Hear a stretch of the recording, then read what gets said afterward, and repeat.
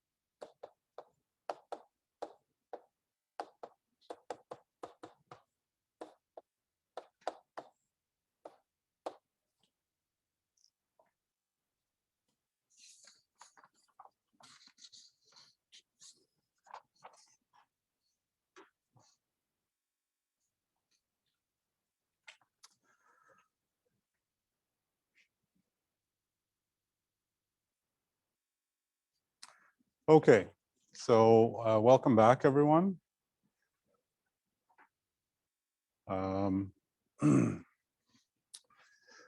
Good news for me today. I learned that I may be able to teach a class of up to 130 students starting in January, which makes me happy. In fact, I was happy already to be able to teach a dozen students in here. So things are looking like they're returning to something more like normal, at least for those of us who want to return to normal. So today we're going to look at this problem, dynamic partial sums, and not so much because it is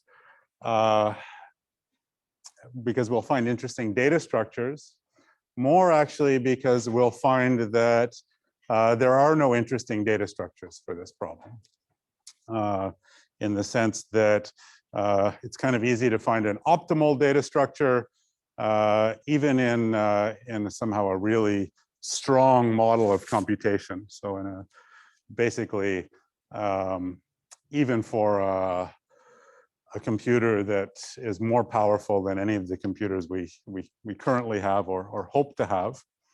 I've highlighted this guy here. So this is all work due to Mihai Petrescu. He was a student who burst onto the data structure scene in 2006 as an undergrad. This is the first thing he ever did. You'll be impressed probably by the end of the class. And he really, in the 6 years that he worked in the field, really changed the field. I mean, he advanced the field basically more than it had advanced in 20 years preceding that. So unfortunately, we lost him very young. So we didn't get to see what amazing things he could have done. All right. So here's the problem today. It's called dynamic partial sums. And the idea is that you maintain, I think of it as an array, but it's just a sequence of numbers, A1 through AN. And there's two operations. You can update index I, change its value to delta. So you say set the array location I to have value delta. Or you can query index I, which means you actually want to know what is the sum of all the values up to and including index I. So that's why it's called partial sums, because it lets you compute these sums of parts of the array, not the whole thing. And of course, if you can do subtraction, that means you can compute the sum of any subarray by taking a difference of, if you want AI up to AJ, you compute the partial sum up to AI minus 1 and subtract that from the partial sum up to AJ. So that's the problem. It sounds easy. So first, what do the data structures look like for this problem? There's an easy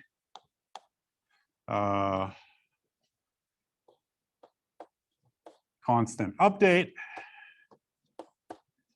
and O of n query time. And for that, you just use an array with n entries. When someone does an update, you change the array location at AI to the value that they ask you to set it to. And when someone does a query, you just sum up all the values up to I. That only takes O of I time, and I is not more than n, so that gives you O of n query time. Also easy is an O of n update and constant query time.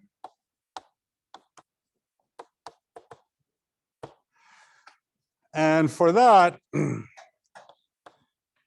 you use two arrays. One is the array A,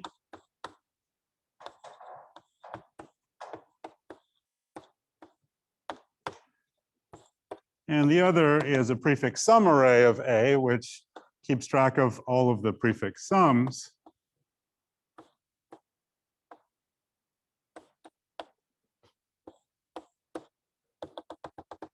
And so on.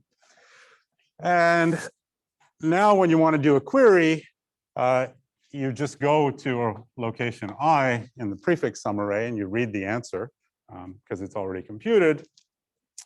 But when you want to do an update, well, you go and you change the value here to be some value delta. And then you have to update all of the prefix sums which come after that, that location.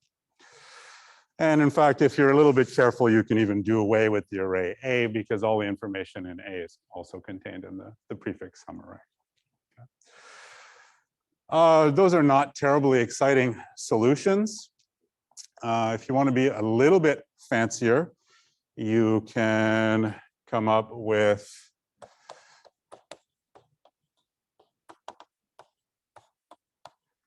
something that does O of log n update and query.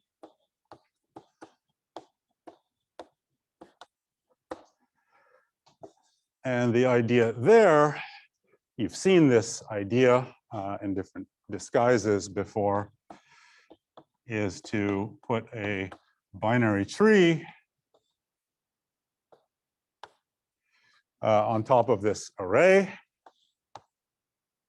So the elements of the array are the leaves of the binary tree. Let's just make it nice so it's a nice-ish binary tree. And at the internal nodes, what you store is the sum of all the leaves in the subtree.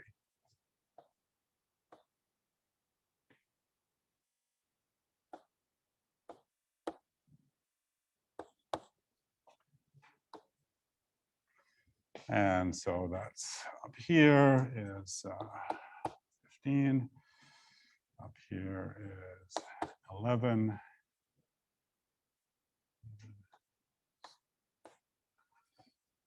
And so on. Okay, so now when you want to do a query, it's easy. You start at the root of this thing. So let's pretend, I don't feel like making a huge example. Let's pretend that this is the whole thing. Someone asks you for the partial sum up to some index I. Well, you start at the root of this thing and you follow the path to that index. And everywhere that that path goes to a right child, you add up the value that's stored at the left child. And then at the final child, you add that into. So at the final leaf you get to. And you see, well, that's going to give you exactly the sum that you want. So everything that comes before index I will be included in exactly one of these nodes. So that's this has a path of length log n if you use a perfectly balanced binary tree. So that gives you log n query time. And for updates, well, you just notice that when I change a value down here, that only affects the values at the nodes on the path from that leaf to the root of the tree, and there's only log n of those. So you can also get this log n query and update time. And the question is, can you do better? And well, given that what we've seen in the last 3 or 4 lectures, it feels like the answer should be yes. This problem looks quite a bit easier than problems that we've looked at. We've looked at successor data structures that allow you to add, remove, and locate things. And those, if you assume something about the data, you could answer them in, you could do all the operations in log n time per operation. So that's exponentially faster than this.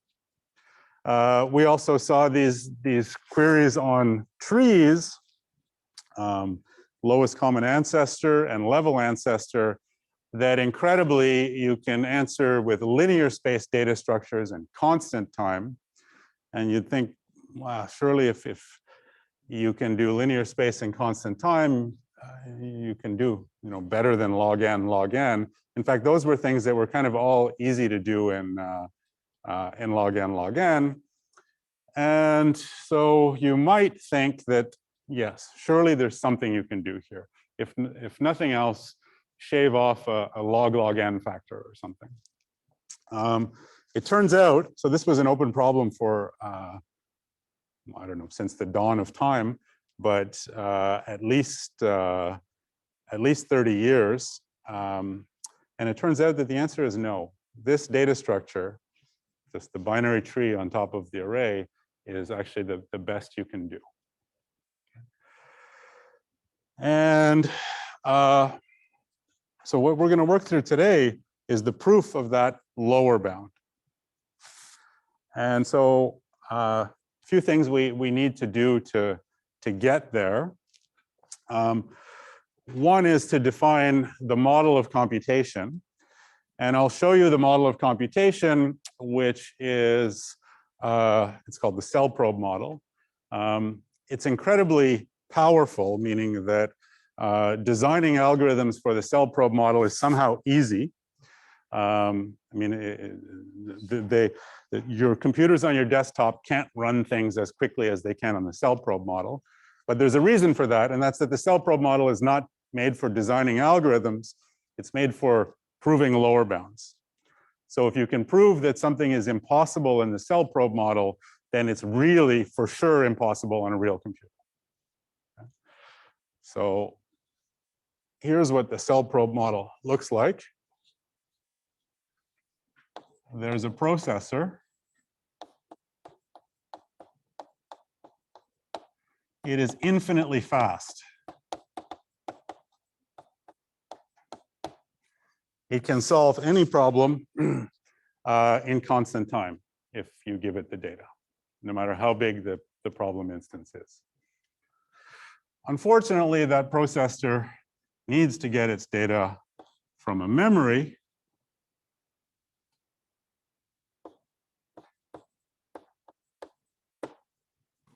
That memory is broken up into cells. Each cell has W bits of data in it. So you can think of W as 32 or 64. And the size of the memory is not unlimited, although that's not really critical for what we're doing. It's of size 2 to the W. So if W is 32, that would be 4 billion or so 32-bit words of memory. And if W is 64, well, then that's more memory than any of us have access to in any of our computers. But that's the thing. And the only thing that takes time is to transfer stuff from the memory to the processor and back again. Okay, so only pay for reads and writes to memory. All right. So if in the memory here is stored some graph with weights on the edges, then this computer can, as fast as it can read the graph, it can solve the traveling salesman problem on that graph. So because the processor is infinitely fast. The only bottleneck is the time it takes to read. So clearly that's more powerful than anything we have access to. So if I can prove that something takes a long time here, then for sure it's going to take a long time on a real computer. And in terms of data structures, I mean, we can't have all the data structure always stored in the processor, otherwise you could answer everything quickly. So in terms of data structures, we have the very realistic assumption that the data structure is stored here in memory. So in particular, before and after each of these operations, the processor kind of forgets about everything except for some memory locations, but it doesn't know the values that are stored in those memory locations. So the whole data structure has to live down here in the memory.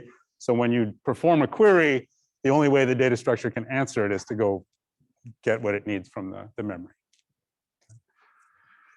And to perform an update, the only way for the thing to remember that the update occurred is to change some value in the memory. Nothing at all unrealistic about that. Right? The only thing about this model is it's unrealistically powerful, but it's a model for proving lower bounds. Okay.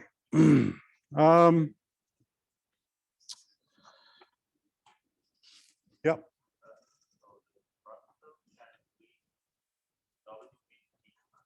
Processor can read one of these things each time, so W bits each time. So, so we can read or write one W bit cell in constant time.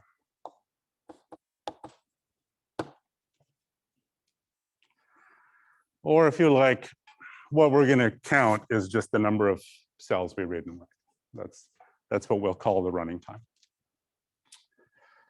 All right.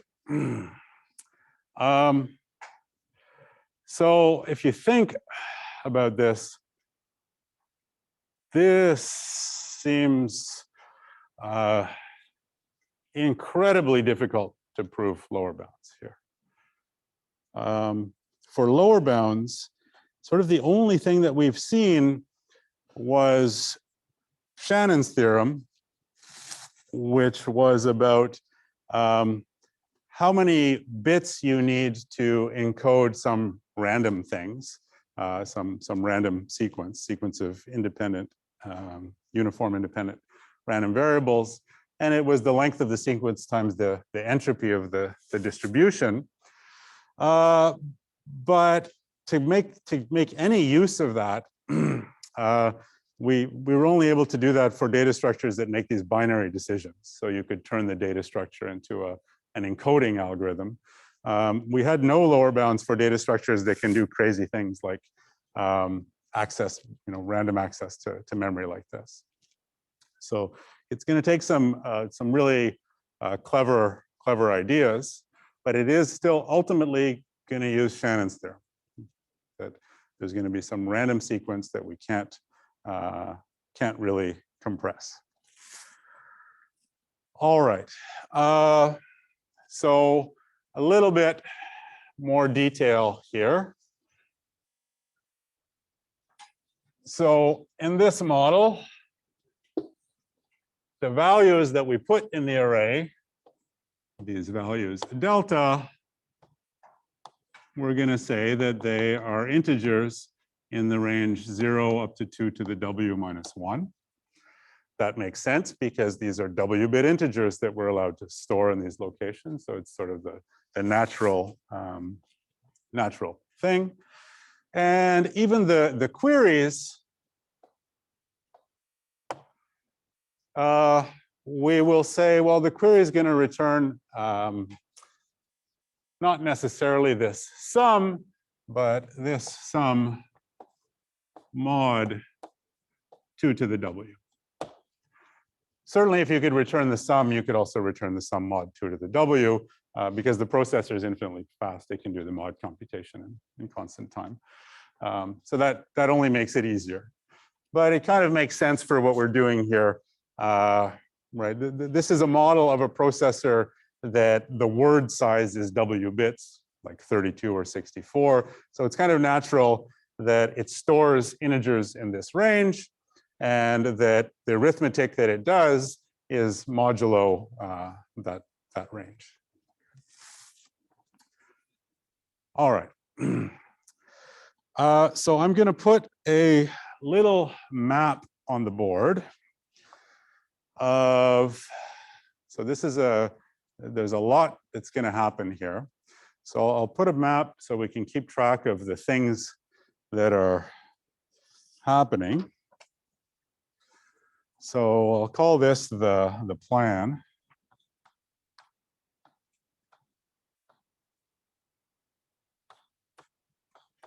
So what we're going to do is show that there's a sequence of n updates and queries that takes n log n time. So that means on average, each query takes log n time. And the way we're going to do that is we're going to show that there's something called the interleave, which is bigger than n log n. And that interleave is less than some other entropy, which is less than some other thing called the information transfer. And the information transfer finally is less than or equal to the running time.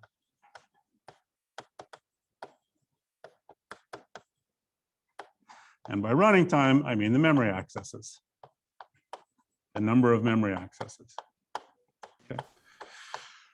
So we'll give a sequence of updates and queries to one n of each that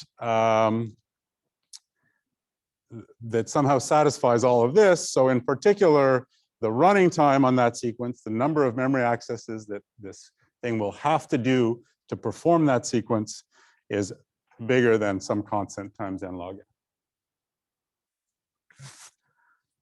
Make sense? So I'll explain what all these pieces are as we go along, but this is the big picture, and I will try my best to keep that here so we can remember where we're at and where we're going. All right. So first,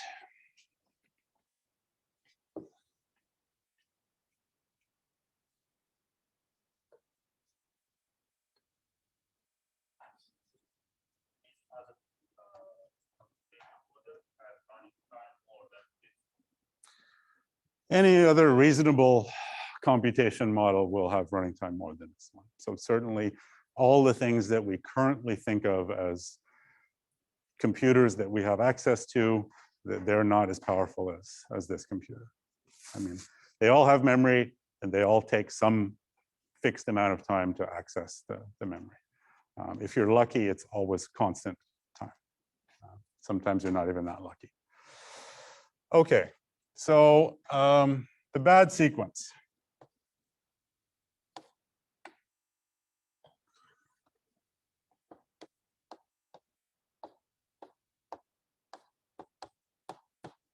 We'll take pi 1 to pi n is a random permutation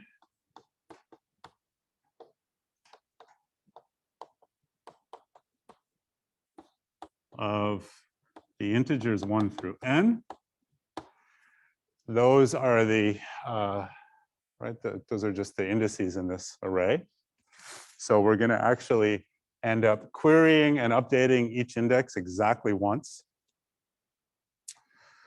And delta 1 to delta n are independent and uniformly distributed from the set 0 up to 2 to the w minus 1. Okay. So we have a random permutation of the indices, and we have a random sequence of update values. So values that we're allowed to write. And well, so we're going to do the obvious thing. We'll say for t equals 1 up to n, first we'll query t, and then we'll update position t with the value delta, sorry, not t, pi of t. Pi of t, and then we'll update position t with the value delta t. Okay. So let's make a little example.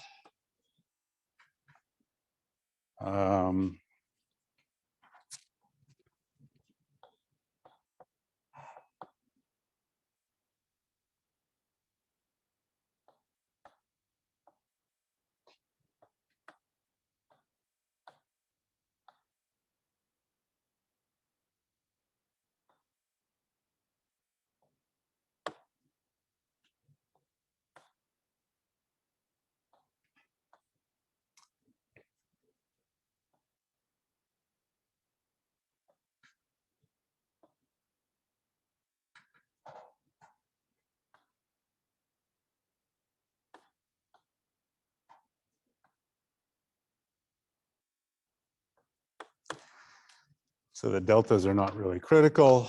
And just so we know the indices, here the indices are 1, 2, 4, 5, 6, 7, 8.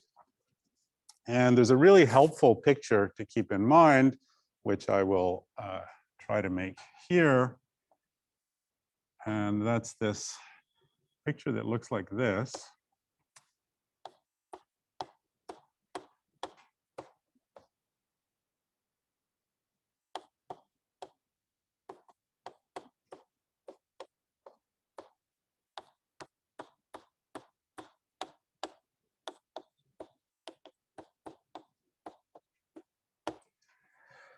And so this is supposed to be t, what we call time, and this is the index.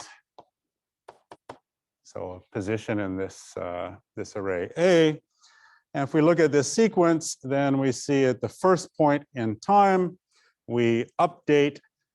Let me draw the grid, otherwise we'll get lost. Or at least I will.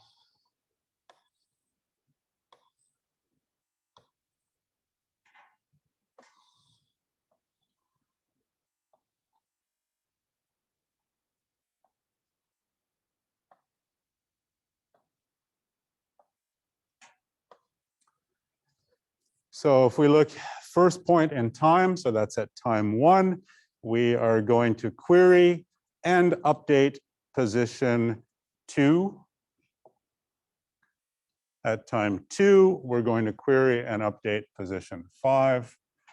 At time 3, we're going to query and update position 3. Time 4, we're going to do position 4.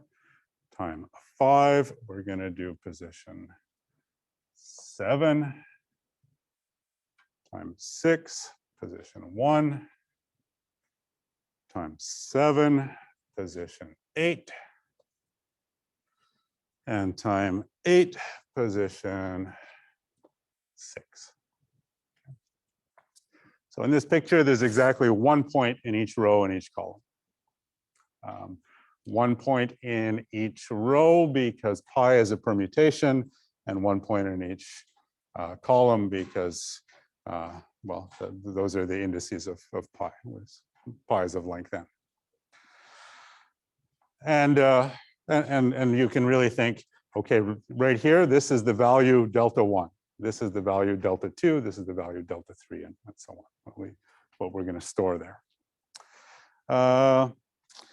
And so that's a little bit, so it's a useful way to think about it, because if you think about what happens, you know, in this, let's say, step 4 here. So that's this point in time, time 4. We do 2 things. We query and we update. So the query is here. And it's supposed to sum up all the values that are stored up to index 4. So those are the values below this thing. But of course, it's only the values that have been stored so far. There's still other values that have not even been stored yet. So that means the query is going to give you the sum of the things that are in here. And in this case, it's going to give you the sum of a delta 1 plus delta 3. But not delta 2, because delta 2 is further along in the array. Okay, is that clear? Good. And so, you know, just think a little bit about sort of what this means. It means that sometimes, I mean, we're gonna play with this a lot, but sometimes we can extract from the queries maybe the individual values of delta that show up. So for instance, here's another, at time 2, we did this query. And this query includes delta 1, but not delta 3. And this query includes delta 3, but not delta 1. So somehow from those 2 answers, we could know both the values of delta 1 and delta 3. Yep. Delta. Pi is just it tells us the index that we're going to update, and delta tells us the value we're going to store there. So the deltas are, this is a bad example. In fact, I'll just erase it. These are the big numbers, the 2 to the W numbers. So, and they're not actually relevant. So I'll just leave them unspecified. Okay. What's relevant about them is that they're really random. Each one is random and distinct from the rest. Okay, good. All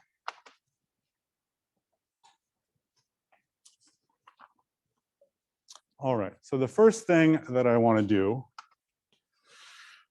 is to look at this inequality, which is supposed to relate some kind of entropy to some kind of information transfer.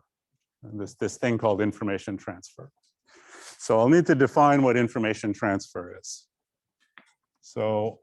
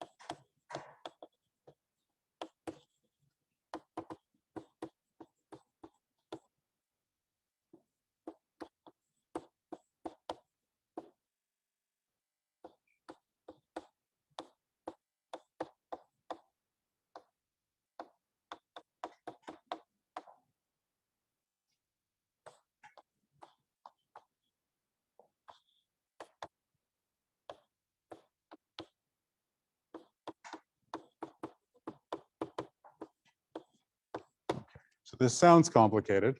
So T0, T1, and T2 here, they're really the times that we're talking about here. So these are they're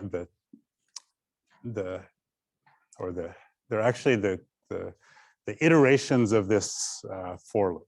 Okay, and we'll actually say that this one is not an integer,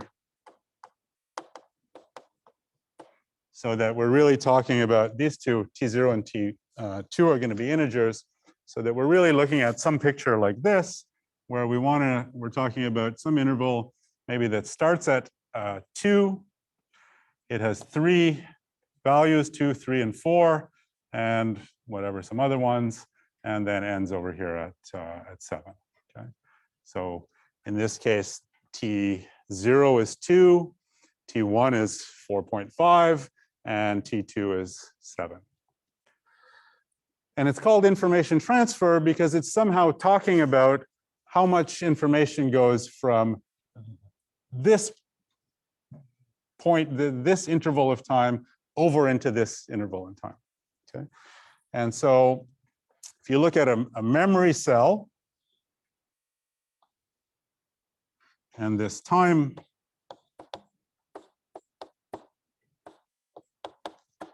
is basically saying that a cell is part of this information transfer if you read it over here and you write it over here. That's all it's saying. There's an extra condition, but it actually won't matter. You shouldn't overwrite it over here before reading it, because somehow it doesn't really count as transfer if you write it before you actually read it, but it's not critical. Okay, that's all this is saying. And I mean, it really is information transfer because this set of times is really operations. The data structure it does those operations, and right here, T1 is like 4.5. It's between two operations, which means at that point in time, all the data is everything in the data structure is in memory. So anything that happens before, which wants to affect what happens after, somehow has to be because something was written here and something that same thing was read later. That's just the definition. All right. So let's keep that picture. I like that picture.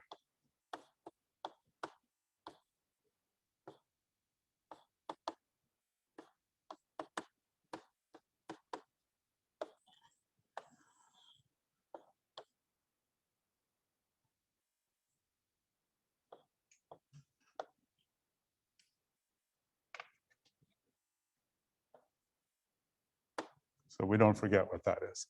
Information transfer, IT. Okay, so that's what IT is.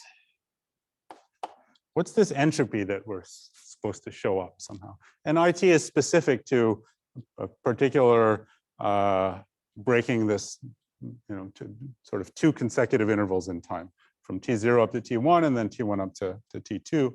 What's this, this entropy here?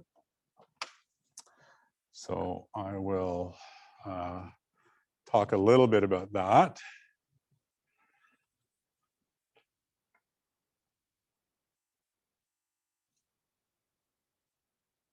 So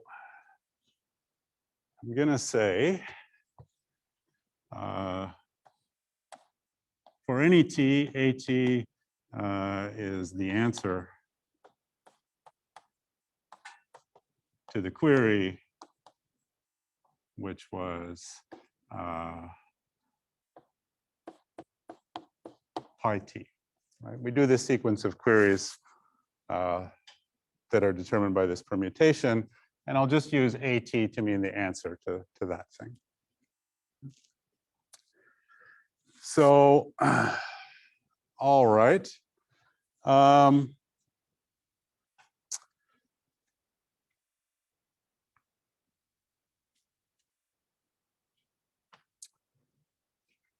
So let's do the following. We're going to fix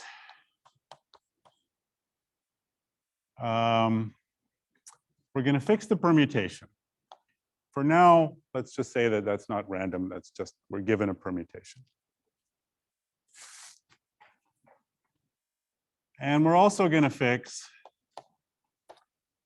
A1, not A1, delta 1 up to delta T0 minus 1.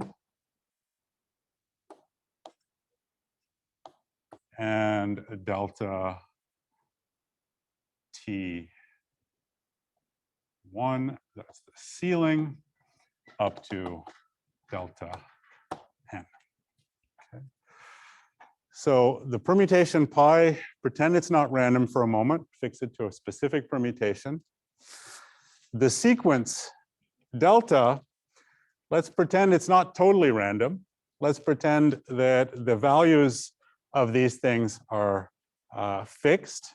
So everything, all the updates up to time T0 minus 1, so the ones that come before here, these ones in this range are still random, and then the rest of them are fixed again. So there's very little random stuff here. The only random stuff is what happens in this interval. In fact, it's the values of the updates that happen in that interval. Okay. So, all right.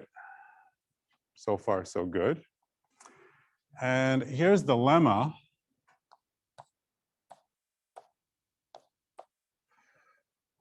So let's call all of this,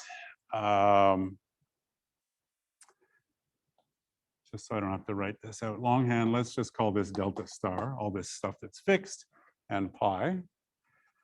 And the lemma says that the entropy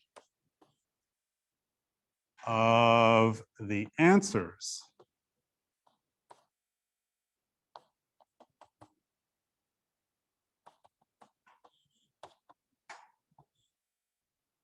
when everything is fixed, given pi and delta star, that should be less than or equal to the information transfer T0, T1, T2. Okay, so let's think about this for a minute. The only random stuff are the updates that happen in here. And some of those updates affect the answers that we get over here. So some of the answers that we get over here depend on those updates. So the answers that we get over here, they have some distribution, right? There's some, I mean, they're random things, and so they have some distribution. That distribution has an entropy. That's what this is. And what this lemma says is that that entropy is not more than this information transfer. So in some sense, the stuff that updates that happen over here that affect the answers over here, somehow they'll have to show up as things that are written down here and then read again over here. And this actually we can prove. And the way we can prove it is by an encoding, right? So Shannon's theorem says that if you want to tell me the answers, this is T2. If you want to tell me all these answers, then you can't do that in something that is smaller than the entropy. And so I'll show you that if I tell you the information transfer, that's the cells that were read and the contents of those cells, then you'll know all the answers. Therefore, the stuff that you have, yeah, okay. So let's be a bit more careful here. So this, to be really careful, so this is a set. So we care about its size. Each element in this set is a W-bit cell. So since entropy is measured in bits, we multiply that by W, and there may be a -1 here.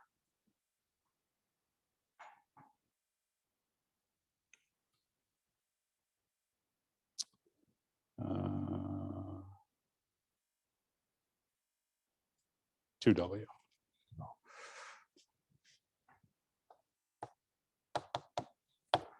All right, so here's the proof. So to encode all of these answers, I will write down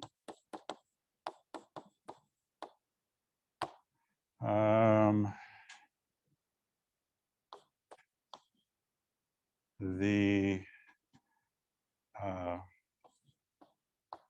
last value, or sorry, the indices of the cells, that's the memory locations, written during the interval T0 up to T1. I'll write down the last values written in each of those cells.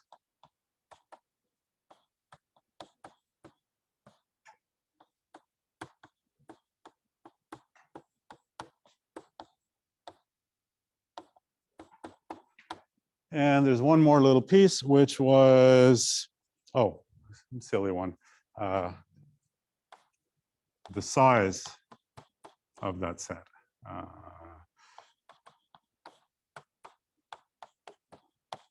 Okay. So, so I'll tell you what are the cells that were written during this interval. what value was written in each cell. This is just something so that you can decode these two things. Don't worry about it. It's not critical. So the indices of the cell, remember the cells, there's 2 to the W of them. And so each one takes W bits to tell you the location of it. So each of these is going to be W bits. Each of these is going to be another W bits. That's the values written in those cells. Well, sorry, has nothing to do with these deltas necessarily. It's just whatever value was stored in that cell. So each one of those is W bits. The number of these things is exactly, by definition, the size of this set, the information transfer here. Okay, so that's why you have information transfer times 2W, and then this plus W is just for the size of this set, which is it's not more than 2 to the W. All right, and now if I want to know these answers, here's what I do. Run the algorithm. So run the data structure, or I'll keep calling it an algorithm because it's a shorter word, on pi and delta 1 up to delta t minus 1. Okay. So just run the algorithm up until time, run the algorithm up to here. Do I have everything that I need to run that algorithm? Yes, I know pi, so I know all the indices that are touched here. I know these values of the updates in this range, so I know what to do up to there. At this point, I don't know what happens. So I'm going to skip that and jump straight to T1. But before I do that, I'm going to update memory to the state it's at in T1 time T1. So you've told me everything that you wrote in this range that will be read in this range. So I'll update all those memory locations. And now I keep running the algorithm again, which I can do because I know what the update values are. Anytime I read a memory location, the value that's stored there is exactly the same as if I had just run the algorithm on the data. And so I can then answer all the queries that occur in this interval. Okay. So it's enough for you to, if you want to tell me those answers, it's enough for you to tell me what were the values written in those cells that were then later read in the second point in time. So that means the information in those answers is not more than the information that it takes to encode those, the cells plus the contents of the cells. Okay, good? Yeah.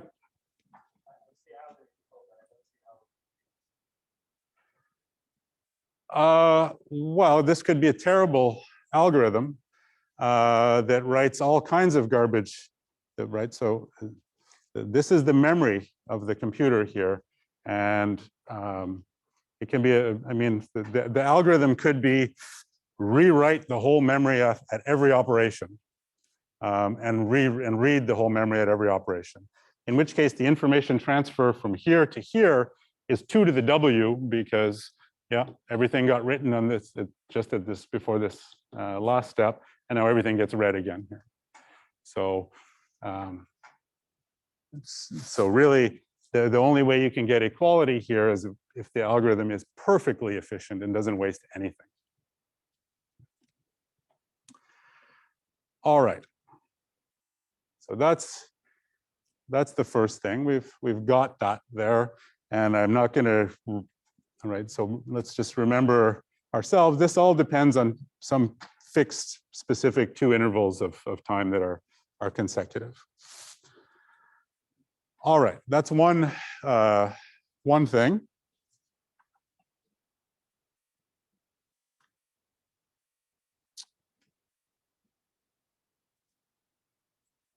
Now we want to work on this part.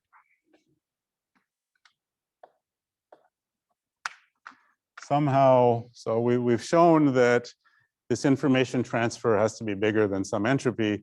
Now we'd like to show that the entropy has to be big. So for that, I need to define the interleave.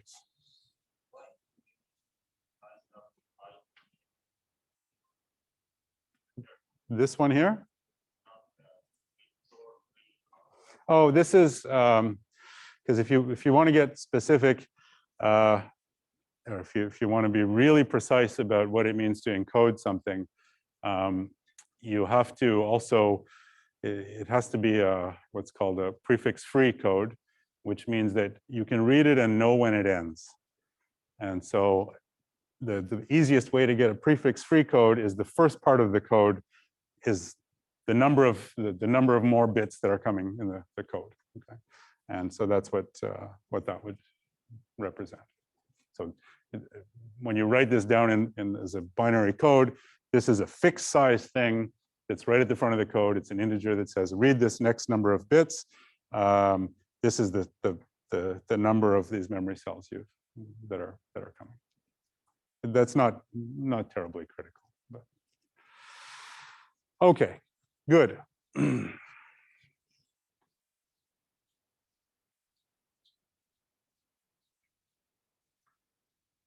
So now there's something called the interleave.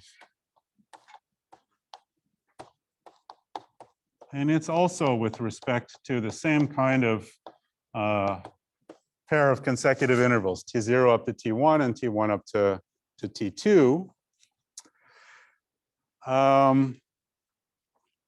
And the best way to think of that is in terms of this picture here.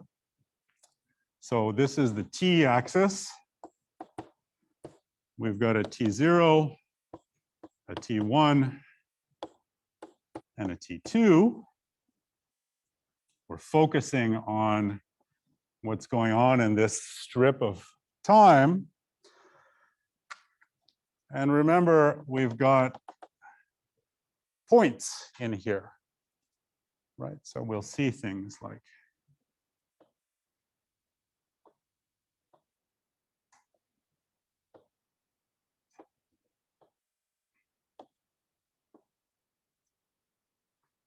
exactly one in each column and exactly one in each row. So in particular, there's one in each column here.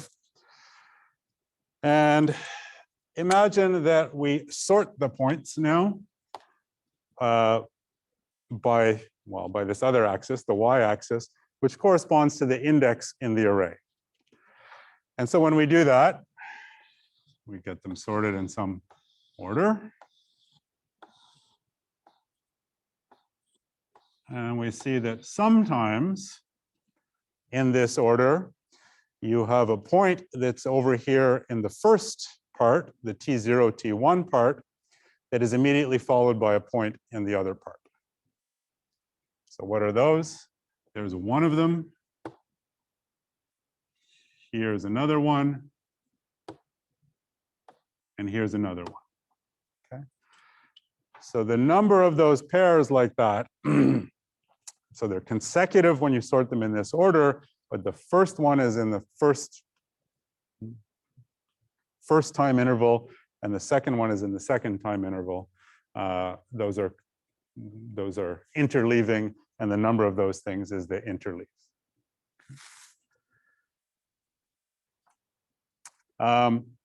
Now, why is this a useful notion to have? Well, it's useful because remember, the second time here is when we're studying the answers to the queries that happened here. And the first time is we're studying the updates, the things that were changed here.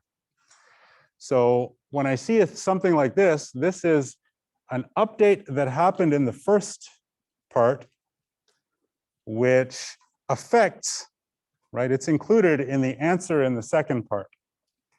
And this is, so it was included in, at least one answer in the second part. And it's actually, well, it's sort of, it's sort of something that will can completely change the answer, right? So yes, this is also included in the answer in the second part, and this is also included in the answer in the second part. But even if there were many things over here, all of these updates do affect this answer, but I can't extract them individually given just this answer, because all I can get is their sum of these things. So somehow it's really the last one that makes a big difference. Okay. So the lemma here is that the entropy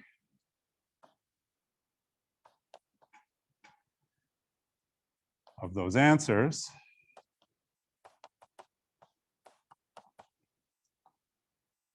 is bigger than or equal to, in fact, it's equal to W times the interleave.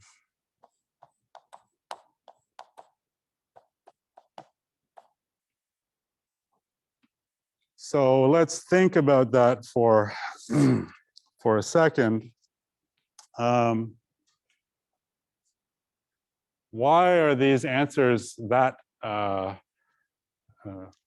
Why do they have so much entropy? So these answers, they are, this answer and this answer. It's the sum of all these things here.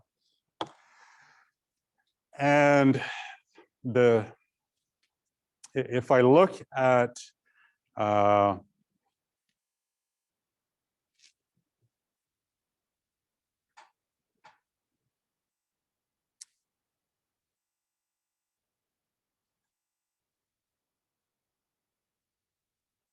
well, okay, so I guess the short version is, so this is A1, this is, well, we can think of this as A1, A2, A3, A4, A5, and so on. It's that for each of these interleaves, we have an answer that includes a point that was not part of any previous answer. So it includes an update that's not part of any answer that happened, so any other answer. And that means it includes one of these random numbers which does not show up in another one, so in a previous one. Okay. All right. So that means that what we've got somehow is A3 is a sum of things, right? It's one of these sums like this that includes a bunch of these update values. And one of those update values really only showed up for the first time in A3. Now that update value is a completely random integer in the range 0 to 2 to the W minus 1. And actually, our answer, we're taking mod 2 to the W, which means our answer then is a completely random integer in this range.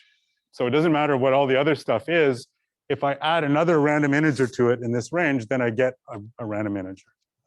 So just the entropy for that particular answer is W. And I get one of those terms for everything that happens in the interleave. So everything, every bit of the interleave. Okay. All right. So the entropy of this thing is bigger than W times the interleave. All right. So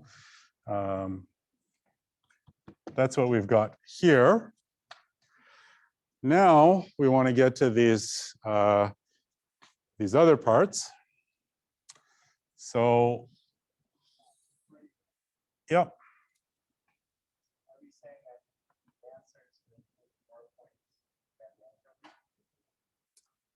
The answers may include way more points than the interleave. So for example, in this picture, I have this answer A3 that, you know, when I sorted these indices, there's a bunch of things that were updated in this in the first half of the time interval that all contribute to A3. But there's a sort of last one, which is critical. And all of those, I mean, I can't count all of those as affecting A3, because if I take, well, for instance, 4 random integers in the range 0 to 2 to the w minus 1, and I add them up and take that mod 2 to the w, I just get 1 random integer in the range 2 to the w. So that's why it's somehow the interleave that's important. There has to be at least 1, but if you have more than 1, it doesn't help. It doesn't increase the randomness. The answer does, but I can't argue that. So from the answer, I cannot figure out what all of those values, different values are. All I can tell you is what their sum is. Okay. And their sum is at least as random as the last one. Okay. This will hopefully become a little bit clearer in a minute. All right. So now we're going to look at a time tree.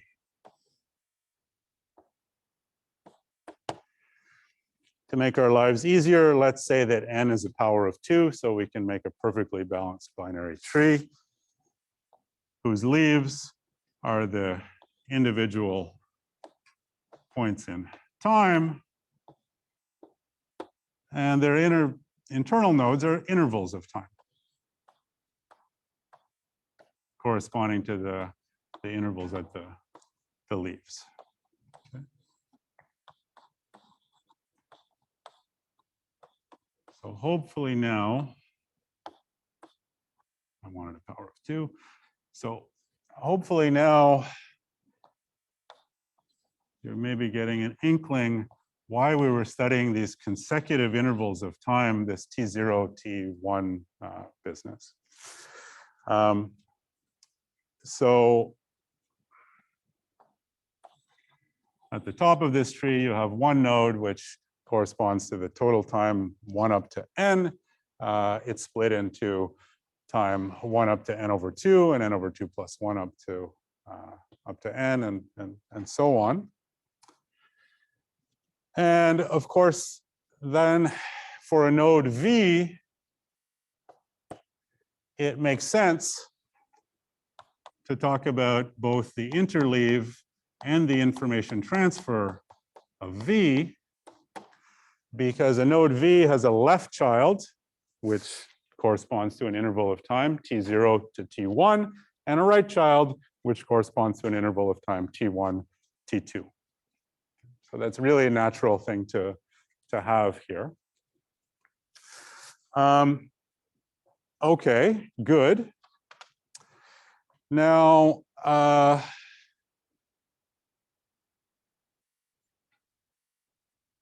so we have this to show and we have this to show. Let's do this one first because it's kind of easy. The running time. Okay. Well, what's the running time? The running time is just the number of cells that I write plus the number of cells that I read. Okay. And it does not make sense for my data structure to read a memory location that it has never written, because there won't be any useful information there. So anything that I read, I can assume that I wrote at some point prior to that. So that means, you know, if at some point some point B, I read a memory location. This is point in time, and at some point A in the past, there was a most recent time that I wrote that memory location. Now, A and B are points in time, which means they occur somewhere in this tree. And now, well, if you just look at the definition of information transfer, well, the definition says that, okay, this is something that, well, look at the lowest common ancestor of these two nodes. In this case, it's this one. That thing has a information transfer that corresponds to, this is the first part, this is the second part. And, this is something that was written at this time and not overwritten before being read at this time. So that means that that read here shows up exactly in the information transfer for one node. So every read shows up in the information transfer for a node, which means that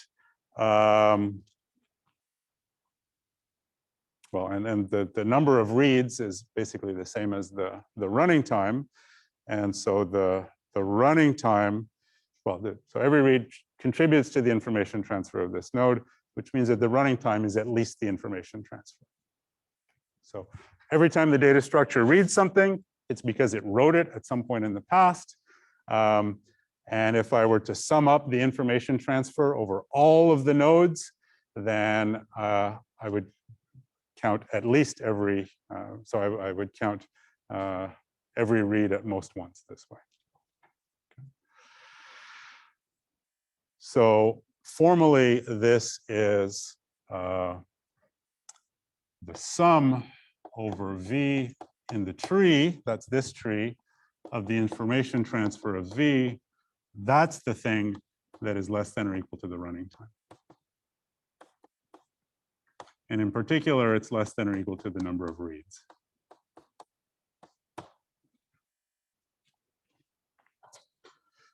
Okay, and so then the only thing left then is to show that there's this part, which is to show that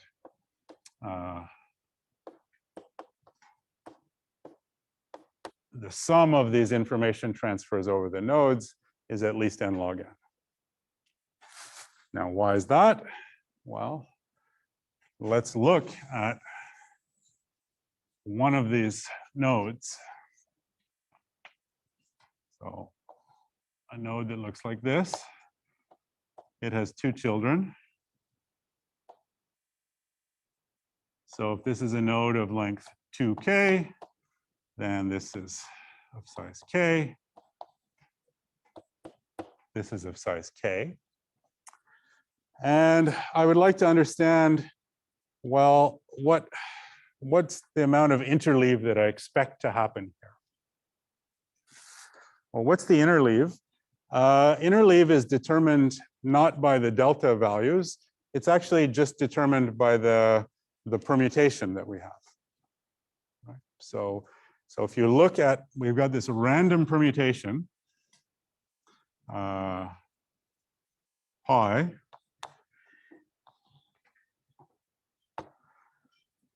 If I focus on a particular node like this, right? So it's got, I mean, this is the time interval for this node. Stuff happens in the first half. Some stuff happens in the second half. And well, what determines the interleave?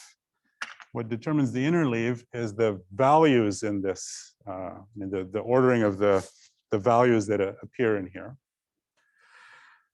And so the way to think of it is that the way we drew the picture, you look at, you sort the values the way that they increase here. And you say, well, what happens? How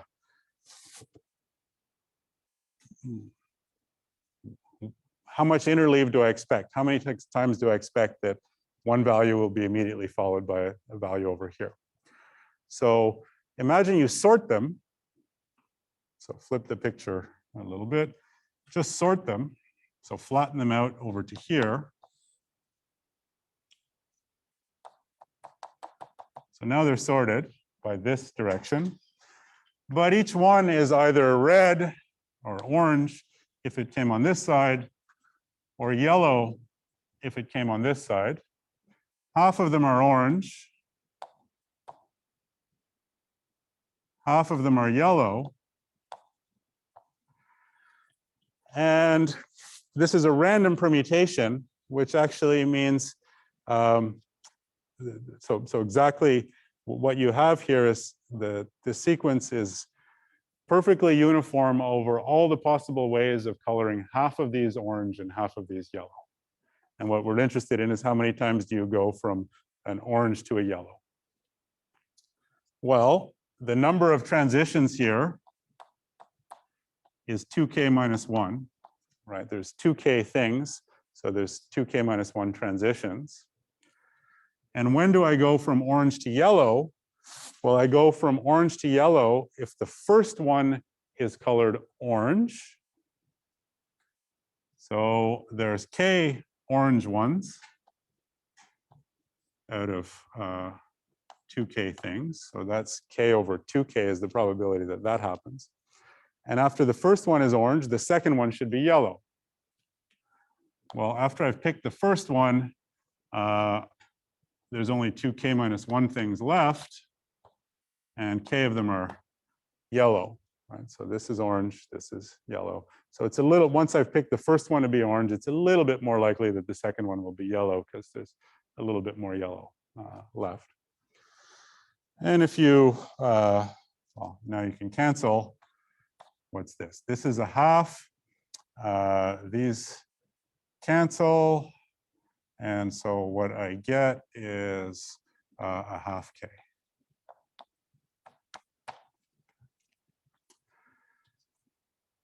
So the expected number of, well, the expected interleave for this node is 1/2 times k. That's the expected interleave of V is 1/2 times the length of V. So now I know what that is. And now I'm golden because when I take this sum here, one of the things in the sum is the root node, which has length n. So the expected amount of interleave here is n over 2.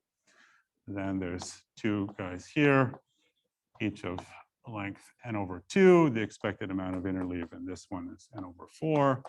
And the expected amount in this one is also n over 4, and so on. And that goes right up to, but not including the leaves. And if you work all of that out, you get that this thing here, we can be precise, it's at least 1/4 n log n.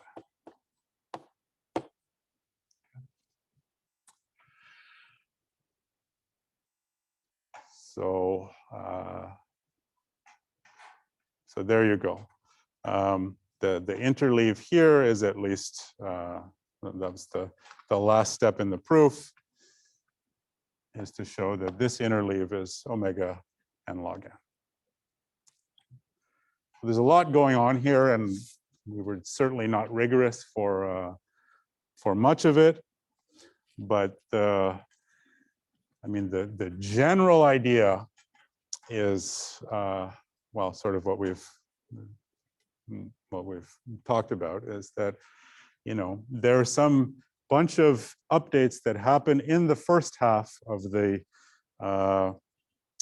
let's say, of the time span that affect the answers in the second half in such a way that, well, you need at least to transfer from the first half to the second half, basically n times w information. And that happens already from the first half to the second half. So that proves an n lower bound just for that. But now the same thing is also happening recursively at each of the children. From the first quarter to the second quarter, that much information also has to be transferred from the third quarter to the fourth quarter and so on. And so in the end, you get that actually in this setup, the expected time for any data structure to execute a bad sequence that's made of a random permutation and a random bunch of update values this way is omega n log n. And in fact, you can really even precisely pinpoint the constant, basically saying that such a data structure in the process of executing that sequence, the expected number of memory locations that it has to read is at least a quarter n log n.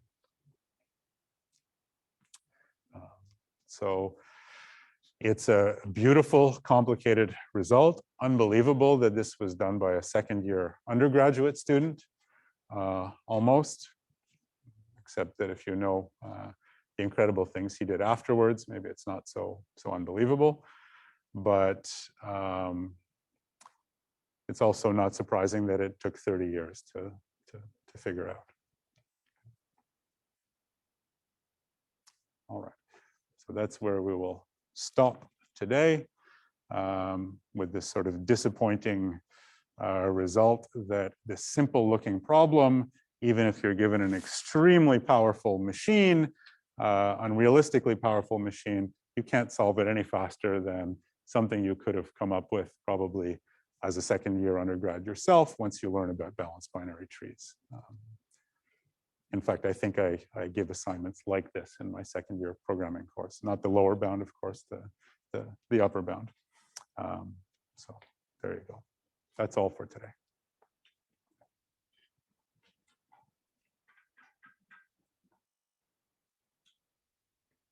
Questions from the Zoom audience before I hang up?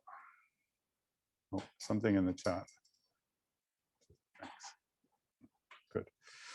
All right. See you on Thursday.